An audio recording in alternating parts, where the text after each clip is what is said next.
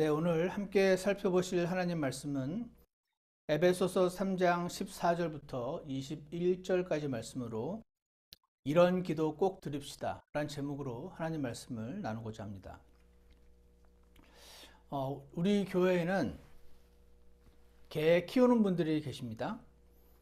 그 개 이름들 중에 몇 개만 대자면 사랑이도 있고 캔디도 있고 공주도 있고 등등 여러 이름들이 있습니다. 여러분, 그 이름을 누가 지었냐면 그 이름을 지어준 사람들이 있어요. 그 사람들이 그 개의 주인입니다. 그 개에게 있어서 권위자, 어토리티라고 말할 수 있습니다. 왜냐하면 하나님 말씀에 나오는 표현상을 살펴보자면 누군가에게 이름을 준다는 데에는 그런 의미가 있습니다. 이름을 준 사람이 어토리티다, 주인이다 하는 것입니다. 제가 왜 오늘 이 말씀을 드리냐면 오늘 본문 15절에 보시면 에베소 3장 15절에 곧 하늘과 땅에 있는 온 가족에게 이름을 주신 분께 무릎을 꿇고 비노니, 지금 사도 바울이 하늘과 땅에 있는 온 가족에게 이름을 주신 분, 주인, 하늘과 땅의 모든 것들이 주인이시자 권위자이신 그분께 기도를 한다라고 되어 있습니다. 이 주인, 이 권위자는 우리의 인생의 흥망성쇠를 결정할 힘이 있습니다.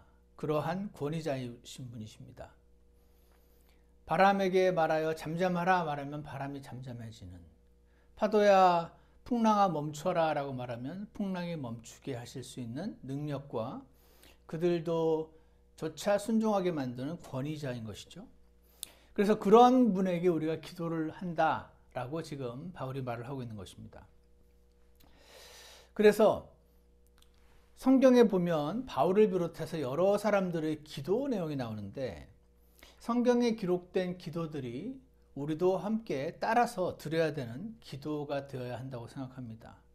왜냐하면 이들의 기도야말로 하나님이 기뻐하셨을 것이 분명하니까 그렇죠.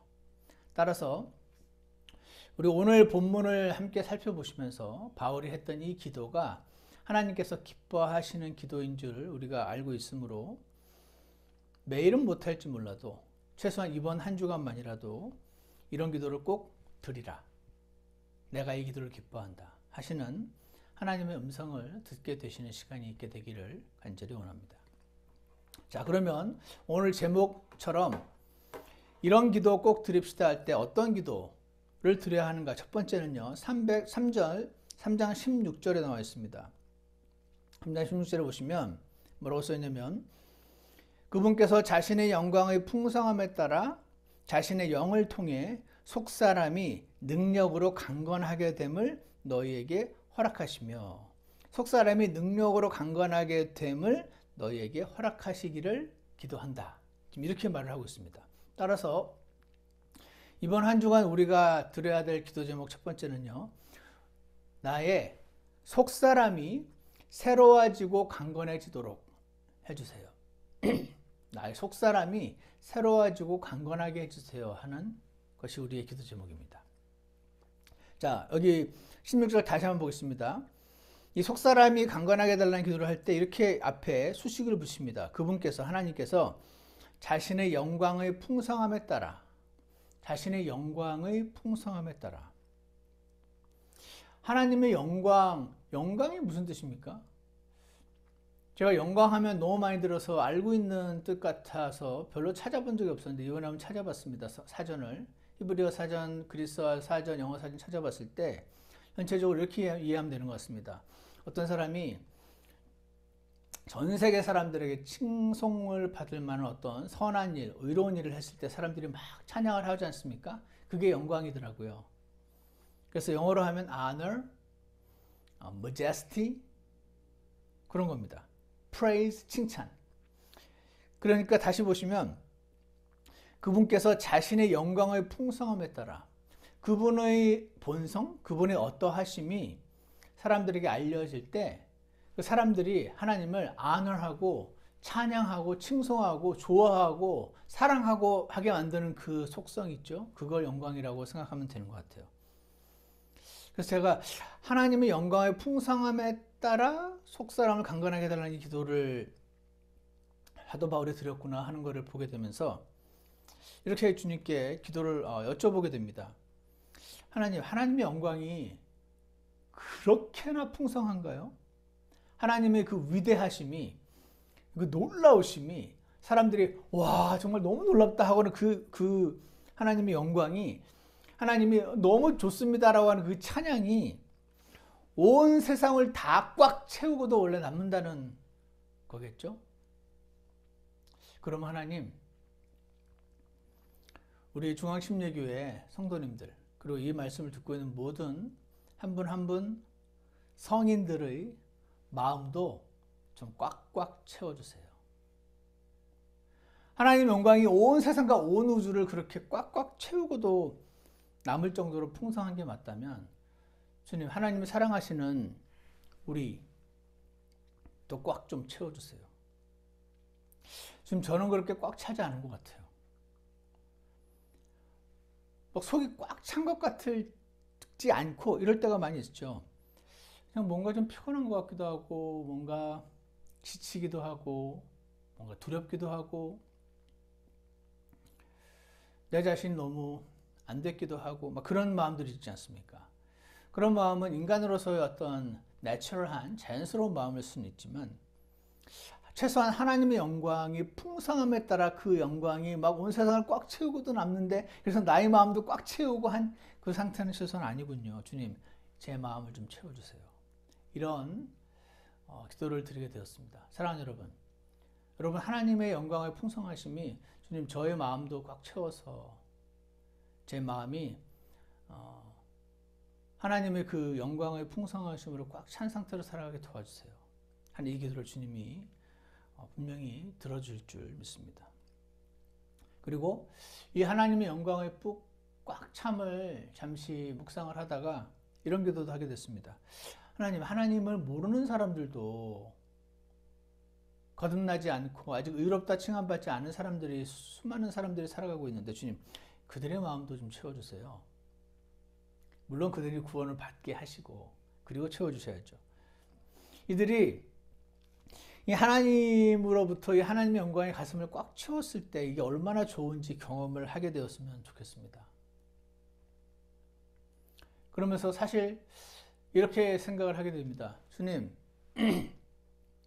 제 마음 같아서는 주님이 그들의 마음을 좀 강제로 채워버리셨으면 좋겠어요.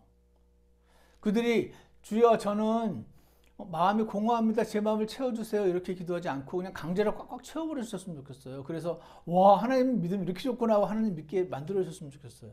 그러면 안 될까요? 이런 말도 안 되는 생각도 잠시 했습니다. 하나님의 영광이 꽉 채워진 그 풍성함에 따라 우리 마음도 풍성해지길 원하는데요. 자, 그래서 바울은 자신의 영광의 풍성함에 따라 속사람을 강건하게 해달라는데 그 앞에 또 하나가 있습니다. 자신의 영을 통해 강건하게 해달라고. 하나님 아버지가 스스로도 하실 수 있지만 성령님을 통해서 우리 안에 이미 들어와 있는, 성도들 안에 이미 들어와 있는 성령님을 통해 꽉 채워달라고 지금 말을 하고 있습니다. 여러분, 예수님을 믿는 순간, 여러분이 예수님을 믿었던 날 있으시죠? 어떤 분은 어릴 때부터 쭉 믿어와서 어느 순간에 탁 진짜로 믿었는지 잘 헷갈리실 수도 있지만 어찌되었거나 여러분이 헷갈린다 뿐이지 어느 포인트가 분명히 존재합니다. 그 포인트를 아는 사람이 있고 잘 모르는 사람이 있을 뿐이죠. 어쨌거나 예수님을 믿는 순간 성령님께서 여러분 안에 들어와 거하십니다. 성령님이 우리 그리스도인들의 마음에 우리가 예수님을 받아들이는 순간 예수님의 흘리신 피가 나의 죄를 다 사하셨구나 라는 걸 깨닫고 믿는 순간 성령님이 우리 안에 들어오십니다. 하지만 그 성령님이 언제 들어오셨는지 아무런 느낌이 없기 때문에 뜨거운 느낌이 있어서 아는 게 아니고 하나님 말씀에 그렇게 기록되었기 때문에 아는 겁니다. 그리고 한번 들어오신 성령님은 결코 떠나지 않으십니다. 그래서 영원히 내주하시는 성령, Eternal Indwelling Spirit 이라고 표현을 하죠. 에베소서 1장 13절에 보면 우리가 예수님을 믿고 성령님이 우리 안에 들어오셔서 seal 하신다, 봉인하신다라는 말씀이 적혀 있습니다. 너희가 구원의 복음을 들은 뒤에 그분을 신뢰하였고, 신뢰했던 게 믿었단 말이죠. 너희가 믿은 뒤에, 그러니까 들었고 믿었고 그 뒤에 거룩하신 영으로 봉인되어 있느니라. 마신 뒤에라고 되어 있는 것은 시간의 뒤가 아니고 논리의 뒤입니다. 믿는 순간 동시에 듣고 믿고 성령님이 들어오시는 게 시간상으로는 거의 동시에 일어나는 것이죠. 그리고 나서 로마서 8장 9절에 보면 이제 어떤 사람에게 그리스도의 영이 없으면 그는 구부린 사람이 아니니라 라고 말씀하십니다. 그러니 구원받은 거듭남 이신칭의 의롭게 된 성도들은 그리스도의 영께서 그분 안에 거하십니다. 그래서 보통 분들이 성령님이 구원받은 사람 안에 내주하신다, 거주하신다. 구약시대처럼 영원히 떠나지 않으신다. 구약시대는 성령님께서 거듭난 사람의 몸에 들어오지도 않으셨고 잠시 머리 위에 머물거나 함께 하셨다가 삼손처럼 능력을 주셨다가 그를 떠나기도 하시고 다윗에게도 임하셨다가 다윗이 자신의 잘못으로 인해서 성령님이 떠나지 않게 해달라는 기도를 하지 않습니까? 구약시대는 indwelling spirit이라는 그 실행을 하나님께 행하지 않으셨고요. 신약시대에 새롭게 시작된 실행입니다. 이제는 거듭난 그리스도는 마음에 들어오셔서 이제 성령이 내 안에서 떠나지 않게 하옵소서라는 다윗의 기도, 시편에 있는 그 기도를 신약 그리스도인들은 하지 않아도 되는 것입니다. 자, 그래서 그 우리에게 들어와 영을 통해서 하나님 영광의 풍성함에 따라 어떤 기도를 하고 있습니까? 뭘 해달라고 기도하고 있습니까? 속사람이 강건하게 해달라고 기도하고 있습니다. 속사람. 이 속사람이라는 단어, inner man, inner being이라는 단어는 우리 성경에 3번 등장을 합니다. 3번 다 사도 바울이 사용한 단어인데요. 로마서 7장 22절, 고린도서 4장 16절, 그리고 오늘 우리 본문 이렇게 3군데 나와 있습니다. 이 3군데 나와 있는 구절들을 종합해 볼 때 속사람 이런 거구나 하는 걸 알 수가 있는데요. 로마서 7장 22절에 이렇게 적혀 있습니다. 내가 속사람을 따라 하나님의 법을 즐거워하나니. 내가 속사람을 따라 하나님의 법을 즐거워한다. 내가 속사람을 따라 하나님의 법을 즐거워한다 이렇게 합니다. 그러니까 하나님의 법, 율법, 하나님 말씀을 여러분 들을 때 막 부담되거나 하는 느낌이 드는 건 속사람은 아닙니다. 겉사람이겠죠. 왜냐하면 속사람은 하나님의 법을 즐거워하는, 여러분이 하나님 말씀이 너무 좋고 막 사랑스럽고 듣고 싶고 더 성경을 읽고 싶고 묵상하고 싶고 그런 마음이 들었다. 그것도 여러분이 아닙니다. 여러분 안에 속사람입니다. 제가 구원받고 난 이후에 하나님 말씀을 보면서 와, 내가 그동안 누가 그랬어? 그거 누가 정한 건데? 그건 네 생각이지. 그건 사회 통념이지. 그건 전통이지. 전통은 얼마든지 깨질 수 있는 거야. 이렇게 말하면서 얼마나 많은 기준을 무너뜨려 왔었는지 모르는데, 와, 제가 하나님 말씀 보면서 와, 여기에 기준이 있었구나. 나를 향한 하나님의 기준이 여기 있었구나. Absolute authority. 절대 권위라는 게 여기 있었구나. Highest authority or final authority. 최종 권위가 여기 있었구나. 그 행동이 왜 잘못된 건지 여기에 이렇게 적혀 있기 때문이구나. 그 행동이 왜 올바른 건지 여기에 이렇게 적혀 있기 때문이구나 하는 이거를 알게 된 순간 제가 너무너무 기뻤습니다. 와, 날 만드신 분이 여기에 다 적어 놓으셨구나. 얼마나 감격이 되는지 모릅니다. 다 지킬 수 있을 것 같아서 도전해 보고 싶어서 즐거웠던 게 아닙니다. 내가 이걸 다 지킬 수 있나 없나는 그 당시에 저희 그 걱정, 관심, concern 그게 아니었어요. 그냥 아무 기준이 없다고 생각하고 내 마음대로 목소리 큰 사람이 아니면 그 힘이 센 사람이 권력 있는 사람이 정하는 대로 법이 되는 게 아니라 그냥 오롯이 존재하는 사람에게 주어진 절대적으로 무엇이 맞고 무엇이 틀리다라는 컨셉이 여기 적혀 있었구나. 왜 도둑질이 잘못된 것인가? Thou shalt not steal. 도둑질하지 말라고 써 있으니까.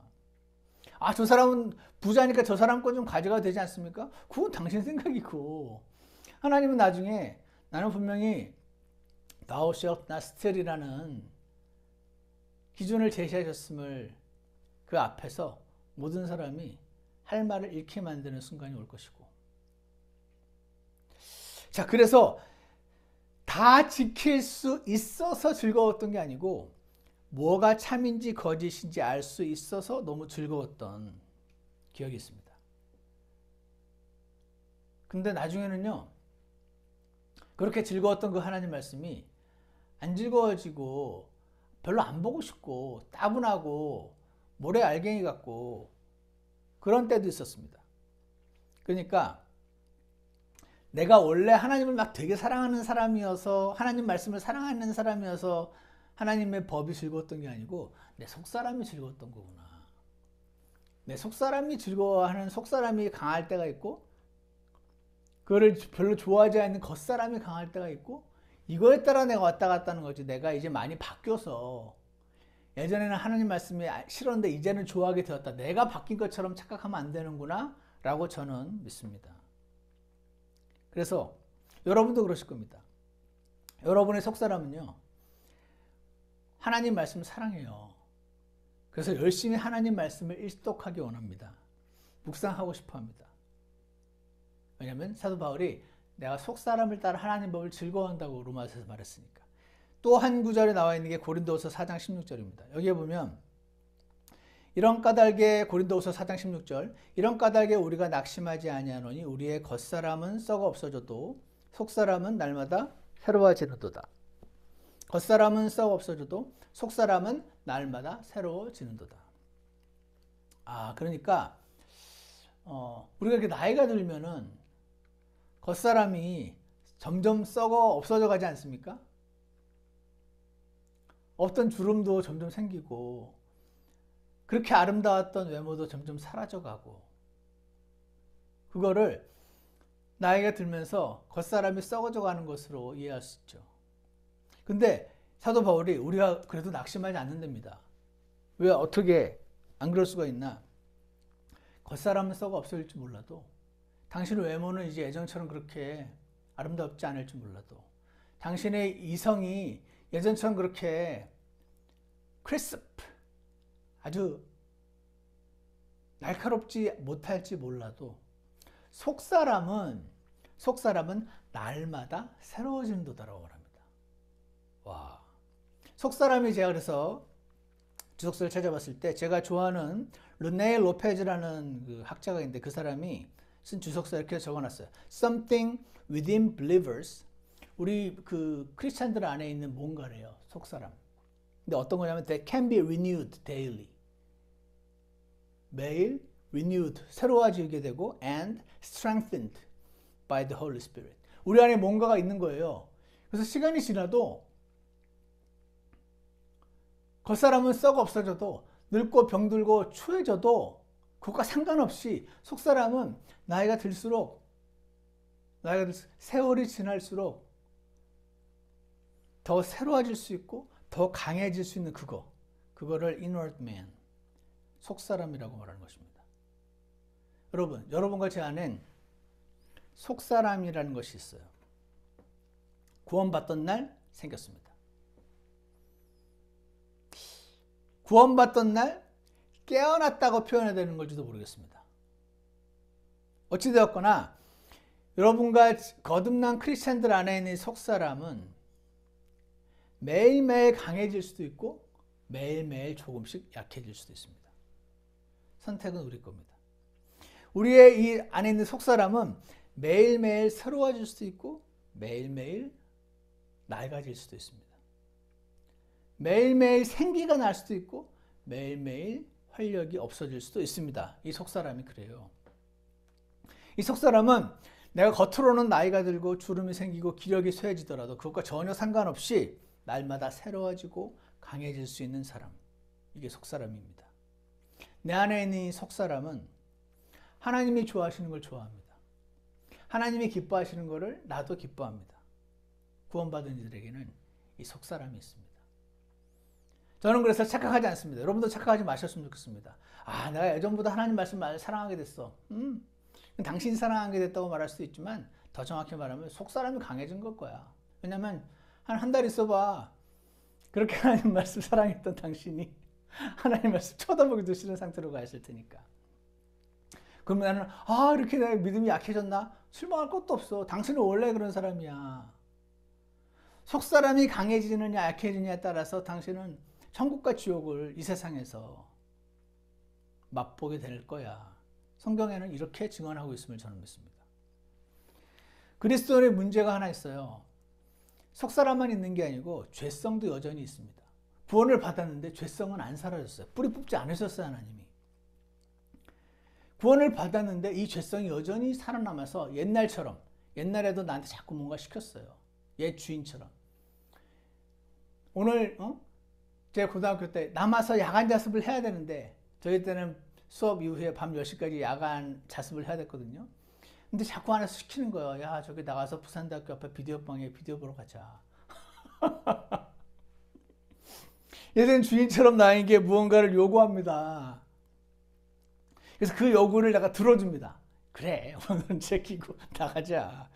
그러면요, 하고 싶은 대로 한 거예요, 한마디로. 오늘 나가고 싶은 나간 거 아닙니까?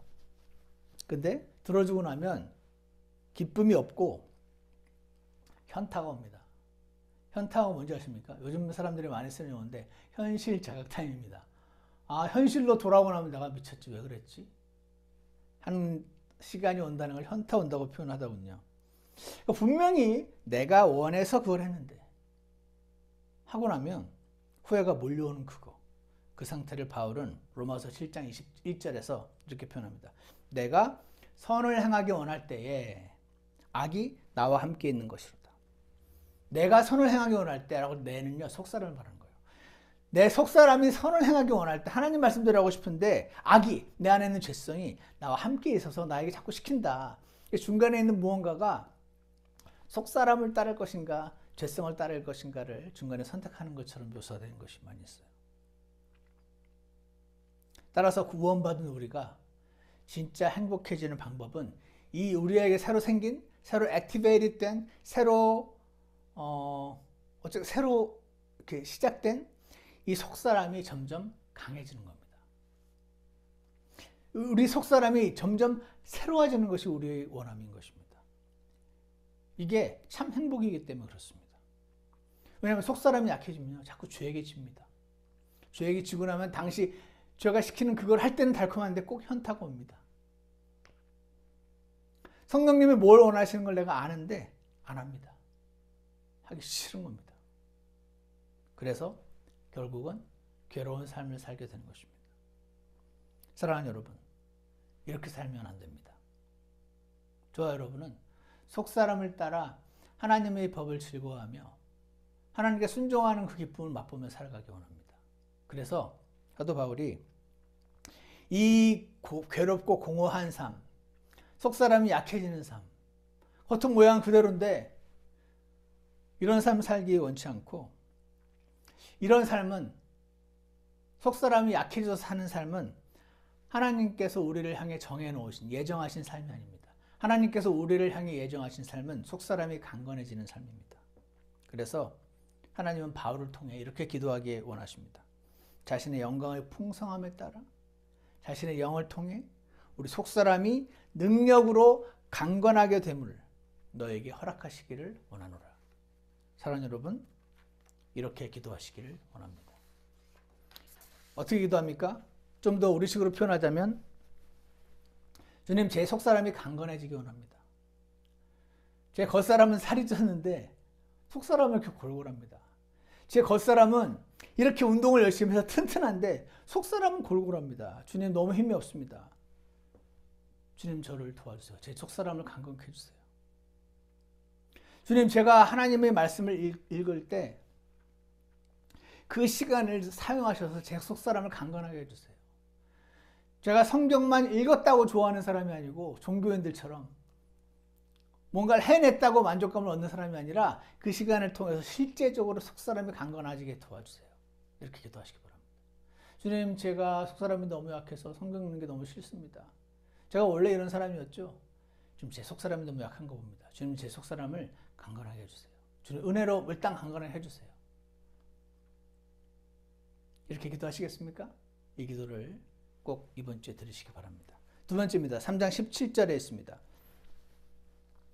3장 17절 앞부분에 있는데요. 어떤 기도 제목이냐면 이렇게 시작했습니다. 믿음을 통해 그리스도께서 너희 마음속에 거하게 하시도록 기도하라. 믿음을 통해 그리스도께서 너희 마음속에 거하게 해라. 주님 이렇게 하라고. 주님 제가 믿사오니 예수님께서 제 안에 거하여 주시옵소서. 이렇게 기도하는 겁니다. 그래서 두 번째 기도 제목은요. 예수님이 내 안에서 강력하게 활동하시도록 해주세요. 이렇게 기도하는 겁니다. 예수님이 내 안에서 강력하게 활동해 주세요. 라고 기도하는 것입니다. 이 말은 예수님이 이미 내 안에 들어와 계신데 성령님이 내 안에 이미 들어와 계신데 그분이 강력하게 활동할 수도 있고 그분이 강력하게 활동하지 않을 수도 있다. 그래서 앞에 첫 번째 포인트와 상당히 연관이 되어 있지만 우리 성경에 그리스도께서 너희 마음속에 거하게 하시고 라고 표현을 해놓았으니 이것도 우리가 함께 기도하기 원합니다. 주님, 예수님이 제 안에 이 거한다는 뜻은 강력하게 활동한다는 뜻이기 때문에 그래요. 자, 이 구절은요. 거하다, dwell, 영어로 dwell이라는 이 단어에 대한 우리가 오해가 있어요. 왜냐하면 우리가 성경을 볼 때 항상 예전부터 scripture with scripture, 성경을 해석하라. 이거는 참 맞는 가르침이고 종교 개혁자들이 이 가르침을 통해서 성경이 아닌 성경의 그 전통, 로마 교황의 그 칙령 이런 것들로 성경을 다 꽉꽉꽉 눌러 놓았던 그 상황을 타개하고 사람의 말과 명령과 전통이 아닌 오직 성경으로 그들이 잘못되었음을 증명하게 만들었던 굉장히 좋은 가르침입니다. 그럼에도 불구하고 한계가 있어요. 그 상황에서는 그게 너무 맞지만 이게 성경을 해석하는 것은 기본적으로 너무 맞지만 성경에 나온 단어는 한 가지 뜻만이 아니에요. 한 가지 뜻을 모두 다 이렇게 이해해버리면 안 됩니다. 예전에 제가 코끼리 코는 어쩌고 했던 설교 기억나십니까? 트렁크는 한 가지 뜻만 있는 게 아니라 했던 기억나시죠? 거한다는 뜻은요 두 가지 뜻이 있어요. 자, 일단 보세요. 구원받은 우리 안에 성령님이 거하십니다. 그러니까 이미 거하잖아요. 그러니까 이런 구절을 잘못 보면 그리스도께서 너희 마음속에 거하게 하시고 구원받으라는 얘기인가? 이렇게 생각하는 분이 있고 아니면 오순절 은사주의 같은 분들은 그러니까 구원을 받았지만 그 뒤에 성령님의 세례를 새로 받아야 돼 이렇게 주장하는 분들이 있고 하지만 거하게 한다는 것은 똑같은 dwell이라는 단어를 썼지만 거기에 뜻이 두 가지가 있어서 안에 계신 그분이 indwelling spirit이 제대로 인식되고 그래서 이분이 활동을 제대로 해서 그 사람의 존재에 영향을 미치는 상태, 강력하게 활동하는 상태를 dwell이라고 표현을 할 수 있습니다. 저는요 앞에 첫 번째, 두 번째 견해 그러니까 이거는 예수 그리스도께서 거하게 하라 라는 것은 구원받으라. 지금 에베소 교회 안에 있는 구원받지 않는 사람에게 하는 말인가 보다. 예전에 제가 이렇게 생각했었는데 그게 아니고 지금 에베소 교회에 거듭난 그리스도인을 대상으로 쓴 거거든요. 구원받으라는 말도 아니고 구원받은 이후에 성령 세례를 새로 받으라는 말도 아니고 이것은 아까 말씀드렸던 세 번째 강력하게 활동하는 것을 말하는 것이다. 이것을 저는 어떻게 깨닫게 된 계기가 있습니다. 물론 어떤 주석서에서 설명을 보긴 했지만 이 설명을 들었을 때 거한다는 것은 그냥 그 방에 그 안에 있기만 하는 뜻이 아니고 강력하게 활동하고 이야기하고 활발한 그런 걸 말하는 거다라고 설명한 신학자들이 여러 명 있었는데 제가 그 설명을 듣는 순간 예전에 제가 아는 분이 자신의 집에 홀로 대신 아버지가 돌아가셔서 홀로 대신 어머니를 모시고 살았었는데요. 제가 그 모습을 봤었는데 그때 기억을 떠올리면서 제가 그 학자들의 설명을 확실히 이해할 수가 있었습니다. 이분이요. 분명히 어머니랑 같이 살았어요. 근데 아파트였는데 이 어머니는 부엌 쪽에 있는 그 뒤쪽 방에 항상 사셨습니다. 제가 그 집에 여러 날 묵은 적도 있었는데 분명히 엄마인데 이분이 회사 갔다 오셨을 때 어머니 다녀왔습니다 인사를 안 해요. 밤에도 안녕히 주무세요 인사도 안 해요. 어머니 회사 다녀오겠습니다 라고 인사도 안 해요. 함께 같이 밥도 안 먹어요. 따로 먹어요. 제가 그때가 몇 학년 때인지 정확한 기억이 안 납니다. 초등학교 5, 6학년 때인지 중학생 때인지 잘 기억은 안 나는데 제가 이분의 이 모습을 보면서 불효자다 라고 어릴 때 생각했었습니다. 그리고 나중에 이 그때 모습이 제 안에 이렇게 남아있는데 이 신학자들의 설명을 들으면서 아 그래도 그러니까 같이 살아도 같이 사는 게 아닐 수 있구나 라는 거를 생각하게 됐습니다. 한 집에 같이 있어도요 같이 안 사는 사람처럼 살 수 있습니다. 사람은 제가 봤지 않습니까? 여러분 근데 문제는 우리와 성령님의 관계가 이렇게 돼서는 안 된다는 겁니다. 성령님이 우리 안에 들어오셔서 사시는데 같이 살아도 같이 사는 게 아니게 살 수가 얼마든지 있다니까요. 전혀 같이 안 사는 사람처럼 아까 말했던 그분처럼 생전 말 한마디 안 섞고 같이 밥도 안 먹고 아무것도 같이 안 하고 완전히 그렇게 살 수가 있어요. 이러면 안 됩니다. 이런 것은요 같이 사는 그분에 대한 모독 아닙니까? 저는 그렇게 생각하는데 여러분 어떠십니까? recognize 해야죠. 아 거기 있구나. 안녕하세요. 다녀오겠습니다.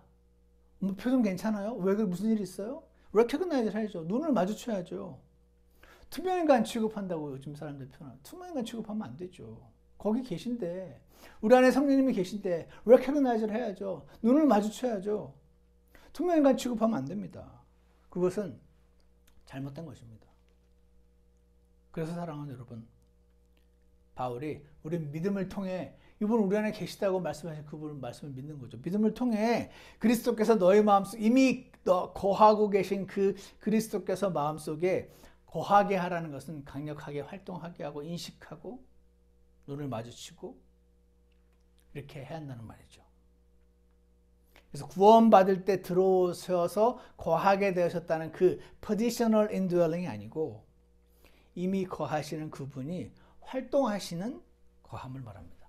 그래서 제 식으로 패러프레이즈 하자면 믿음을 통해서 그리스도께서 내 마음속에서 강력하게 활동하게 하시고 강력하게 일하게 나 자신을 내어드리고 그분이 자유롭게 자신의 주장을 자신의 뜻을 나한테 말씀하게 하시고 시끄러 조용히 해 이렇게 하지 않게 하자는 말인 것입니다. 제가 이 말씀 그리스도께서 내 마음속에 이미 거하고 계신데 거하게 하라는 이 말씀이 그런 뜻이라는 것을 알게 되었을 때 예전에 가끔 보면요 책에서도 그렇고 실제로 제가 본 분도 있는데 하나님을 위해서 교회를 위해서 엄청난 수고를 하신 분들이 계세요. 근데 그 중에 어떤 분들은 자신들은 한 게 아무것도 없고 진심으로 말하는 그런 분들이 있습니다. 저는 그게 그분들이 진심이구나 라는 것을 알 수가 있었습니다. 예전에 한 선교사가 주님을 위해서 제가 보니까 너무 수고를 많이 했어요. 와 저렇게 할 수가 있나? 교회를 수없이 많이 세우고 와 나중에는 중국의 공안에 붙잡혀서 순교까지 당하게 되었던 분이 있습니다. 그분이 자기가 쓴 책에 이런 말 써놨습니다. 난 진짜 한 게 아무것도 없다고. 나도 그 말 할 수 있어. 이렇게 저는 한 게 아무것도 없어요. 막 이렇게 그 말로는 누구든지 다 하죠. 근데 이분들은 진짜로 이렇게 생각하는 거예요. 왜냐면 진짜로 이렇게 생각하는 사람들은 서운함이 없어요. 내가 이렇게 했는데 날 이렇게까지밖에 안 해줘? 이 서운함이 없거든요. 그러니까 거기에 대한 합당한 recognition이 없을 때 내가 서운한가 안 서운한가로 인해서 내가 진짜로 한 게 없다고 믿고 있는지 아닌지를 알 수가 있어요. 근데 어느 날 제가 성경을 보는데 사도 바울이 똑같이 이런 생각을 했었구나. 그리고 사도 바울이 그렇게 생각을 하게 되었었던 이유가 여기 있구나라는 것을 알게 된 깨달게 된 일이 있었습니다. 바울도 뭐라고 말했었냐면 고린도전서 15장 10절에 내가 그들 모두보다 더 많이 수고하였으나 내가 아니요 나와 함께 하신 하나님의 은혜로다. 그 안에서 강력하게 활동하시는 그분, 거하게 하셨던 그분, 그거를 은혜라고 표현을 하고 있어요. 에베소 3장 7절에 내가 주신 하나님의 은혜의 선물에 따라, 오늘 우리 본문 3장의 7절에 이런 말이 있어요. 내게 주신 하나님의 은혜의 선물에 따라 그분의 권능이 효력 있게 활동함을 힘입어. 여기 있어요. 그분의 권능이 효력 있게 활동을 한다. 그 권능이란 성령님인 겁니다. 그 안에 성령님이 효력 있게 막 활동함을, 거함을 힘입어 내가 이 복음의 사역자가 되었노라. 내가 이 복음의 사역자가 되고 싶었던 게 아니다. 근데 주님을 위해서 뭔가를 막 해야지 이런 열정으로 된 것도 아니고 내 안에 들어오신 성령님이 강하게 활동을 하셔서 내가 따라됐다. 좀 그 말하는 겁니다. 오늘 보면 3장 20절에 본문 뒤에 보시면 3장 20절에 나와있습니다. 이제 우리 안에서 일하시는 권능에 따라, 여러분과 제 안에 우리가 자신을 내어드리면, 내가 아니라 예수님께로 살고 싶다고 이렇게 고백하면, 그분을 의지하면, 나는 죽은 것을 여기면, 내가 원하던 것을 포기하면 다 같은 말입니다. 그때 우리 안에서 일하시는 권능에 따라, 이 권능이 성령님이 우리 안에서 일을 하셔서 우리가 구하거나 생각하는 모든 것 이상으로 힘이 넘치도록 능히 행하실 분에게 라고 성경에 적혔습니다. 이 안에서 일하시는 권능, 이게 성령님이십니다. 이 파워가 너무 세서 내가 그냥, 물론 내가 선택해서 따라가는 거지만 내가 일을 하게 됐다. 그러니까 내가 많은 일을 하긴 했는데, 이거 내 안에 내가 한 거 아니야. 내 안에서 강하게 일하신 성령님이 하도 그렇게 하셔가지고 그냥 따라서 이렇게 좀 다녔을 뿐인데 그렇게 되는 거였어. 이렇게 진짜로 나오는 겁니다. 그래서 골로새서 1장 29절에서도 이 일을 위해 나도 내 속에서 강력하게 일하시는 그분의 활동에 따라 내 안에 거하시는 그분이 거하시게 함으로, 우리 성경 표현을 따르자면 그분을 따라 싸우며 그걸 따라 수고하노라. 그러니까 사도 바울은 자기가 계획을 세우고 열심히 부려가지고 막 했으면 그래도 내가 이만큼은 좀 한 게 있지 않나 이런 생각을 했을 텐데 그게 아니었었던 거예요. 진짜로 안에서 이분이 막 강하게 일하시는 그분이 내 안에 거하게 했더니 그분이 활동을 하셔서 그분이 먼저 가셨으라니까 거기 따라가서 했는데 뭐가 교회가 생기고, 이렇게 하니까 교회가 10개가 세웠으니까 사람들이 당신 정말 너무 대단한 일을 많이 하셨습니다 하면, 진짜로 솔직하게 진짜 제가 한 게 아니고 제 안에 강하게 일하시는 분의 권능을 따라 했습니다. 이렇게 말을 하는 것입니다. 사랑하는 여러분, 겸손과 교만의 갈림길이 여기 있습니다. 안에서 일하시는 예수님 따라서 일을 했으면 겸손하게 되고요. 내가 스스로 일하면 교만하게 됩니다. 여러분 어느 쪽을 원하시나요? 겸손을 원하실 줄 믿습니다. 감사와 서운함의 갈림길이 여기 있습니다. 안에서 일하는 예수님을 따라서 일하시면 감사가 넘치고, 내 스스로 일했으면 서운함이 찾아오게 될 것입니다. 전 여러분이 서운함이 아닌 감사의 길을 원하실 줄 믿습니다. 행복과 원망의 갈림길도 여기 있습니다. 행복과 원망의 갈림길도 여기 있어요. 기쁨과 분노의 갈림길도 여기 있습니다. 교회를 위해, 주님을 위해 많은 일을 하고도 여전히 겸손하고, 여전히 감사하고, 여전히 행복하고, 여전히 기쁜 사람들 되시기를 축복합니다. 교회를 위해 많은 일을 하고 많은 희생을 했기 때문에 교만하고 서운하고 원망스럽고 분노한 사람들 되지 않게 해주시기를 주 예수님 이름으로 축원합니다. 그래서 우리가 이번 주에 기도해야 될 기도 제목 두 번째는, 주여 예수님이 내 안에서 강력하게 활동하시는 활동을 따라 일하게 하소서, 강력하게 활동하게 하여 주소서, 저 자신을 주님께 내어드립니다. 기도하시기 바랍니다. 마지막으로 세 번째는요, 예수님의 사랑에 매일 감사드리도록입니다. 3장 17절부터 20절까지 나와 있습니다. 너희가 사랑 안에서 뿌리를 내리고 나무처럼 우리를 나무로 비유하고 있습니다. 뿌리를 내리고 털을 잡아 튼튼한 건물처럼 건물로 비우고 있습니다. 뿌리를 내리고 털을 잡아서 모든 성도들과 함께 너비와 길이와 깊이와 높이가, 이것은요 예수님의 사랑의 너비와 길이와 높이를 말해요. 피터 러크만 박사라는 분은 이게 사랑이 아니라고 온 우주라고 얘기를 하지만 저는 그분의 견해에 동의하지 않습니다. 문맥이 중요합니다. 문맥에 따르면 하나님의 사랑을 그렇게 어떠함을 능히 깨닫고 19절 지식을 뛰어넘는 그리스도의 사랑을 알아. 지식을 뛰어넘는 그리스도의 사랑이 뭡니까? 어떻게 나 같은 사람을 그렇게 사랑하시지? 도저히 이해가 안 가는데 지식을 뛰어넘는 사랑이죠. 와, 어떻게 저런 사람을 사랑하시지? 도저히 이해가 안 가는데? 그러니까 지식을 뛰어넘는 사랑 아닙니까? 그 지식을 뛰어넘는 그리스도의 사랑을 알아 하나님의 모든 충만하심으로. 주님, 하나님이 그렇게 충만하시면 저도 충만해야 되잖아요.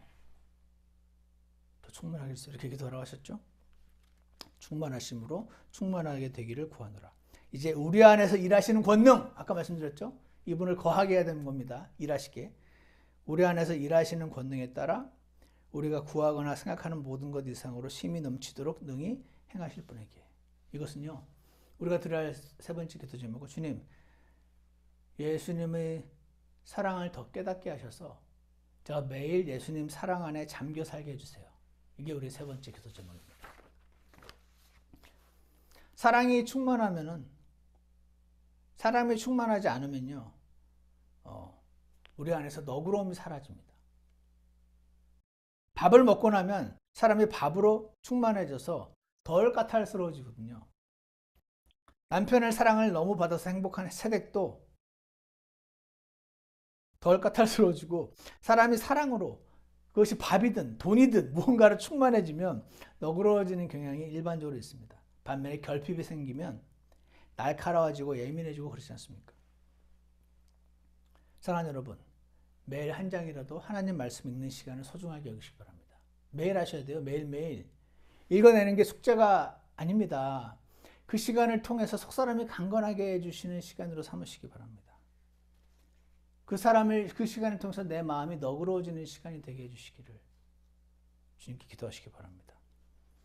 바울이 에베소 위에서, 교회 위에서 드렸던 세 가지 기도 제목, 이번 주에 우리도 이렇게 기도하기를 원합니다. 기도하겠습니다. 선하신 하나님 아버지, 감사합니다. 저희가 바울이 드렸던 기도 제목이 저희 기도 제목이 되게 하시고 주님 안에서 행복하게 복되게 살 수 있도록 인도하여 주시옵소서. 예수님 이름으로 기도드렸습니다. 아멘. 우리 다 같이 찬송가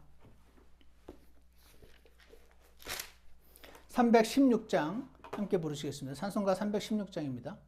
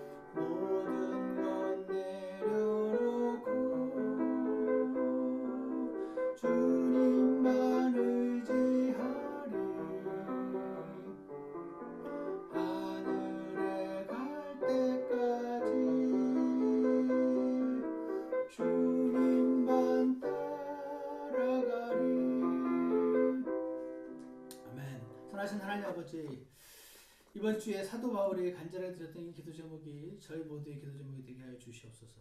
지금 저희 속사람이 새로워지고 강건해지게 해달라고 주님 앞에 기도하기 원합니다. 주님께서 들어주실 줄 확신합니다. 예수님께서 내 안에서 강력하게 활동하게 해달라는 이 기도를 드리기 원합니다. 주님께서 들어주실 줄 믿습니다.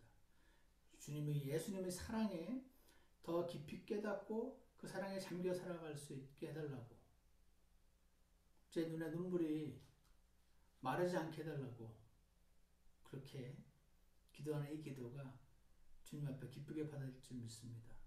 그래서 주님, 저희가 주님과 온전히 동행하게 도와주시옵소서. 예수님 이름으로 기도드렸습니다. 아멘. 네, 예배를 마치겠습니다.